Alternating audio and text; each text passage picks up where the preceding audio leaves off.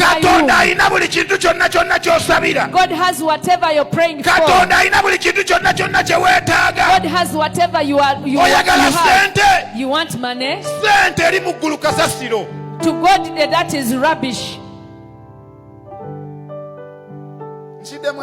Can I repeat that? In heaven, that is rubbish. Money is rubbish to God.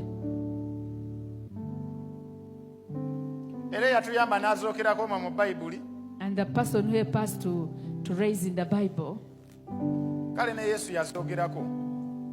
Jesus also talked about it. But not too much.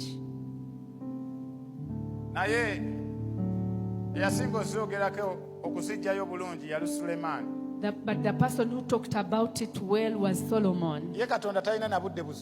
God doesn't have time to talk about money.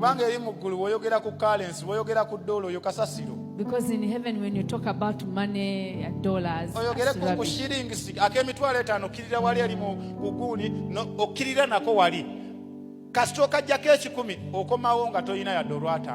When you get a 50,000 note and you go down there, once you pluck on just 100, you come back with nothing. That's why even in heaven they don't talk about it too much.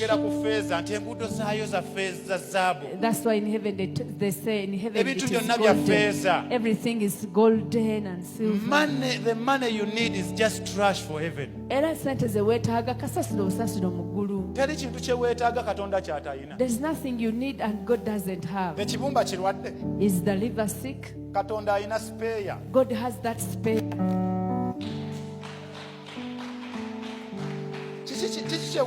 What is that you need? There is nothing you need that God doesn't have. Even that prayer request you think it is big. One time I was praying for land to God, asking God for at least a 6 million land. And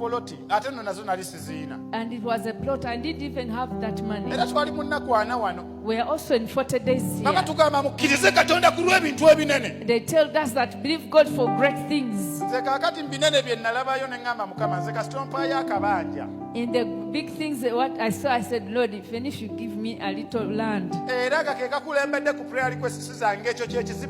It was number one on my prayer list, and that was my problem. I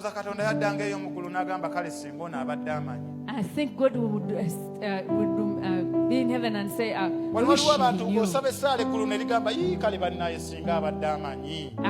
some people you pray and the heaven wonders and say, I wish this person knows. That's why I pray and say that Lord open my eyes so that I may see the way you see. To some you need to see things like God sees them.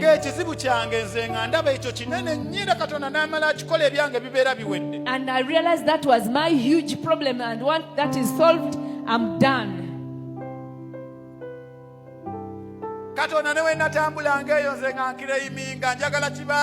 Even when I was moving around, I would claim the land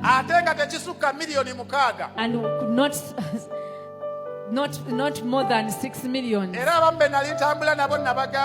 And to some people that I was working with, I would tell them, if it is more than 6 million and it doesn't take installments, tell them to stay with his land and we go. What is that big prayer request of yours that is too big for God? What is that? Mama Sam. What is that? What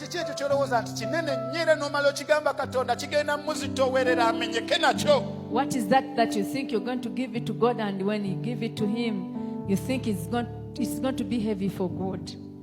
I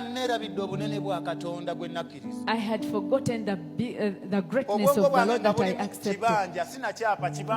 I was only looking for that small land.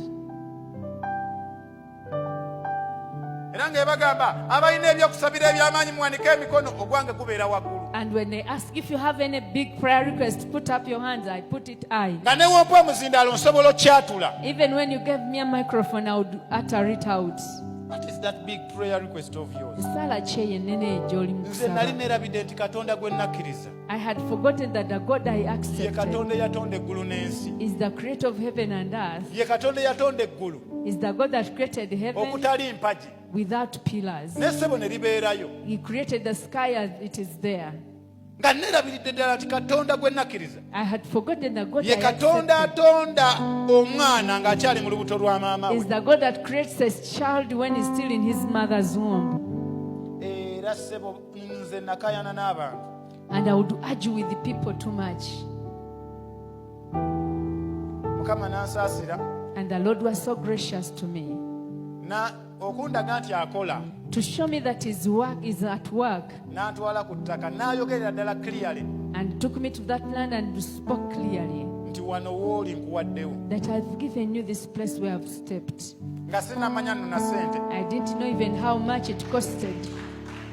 By the time they told me the money, it was around 14 million shillings. I've been quarreling with those of 6.57. But God was opening my eyes onto what he can do. When I accepted, when I accepted and I stood in faith, and God brought somebody that I had not even thought about and never expected, and paid for me that land up to the zero balance, and said, Lord, I wish I accepted Kololo. I wish I accepted something that near Freedom City. I'm pastoring you from that side. Turn to your neighbor and tell them, believe God for great things.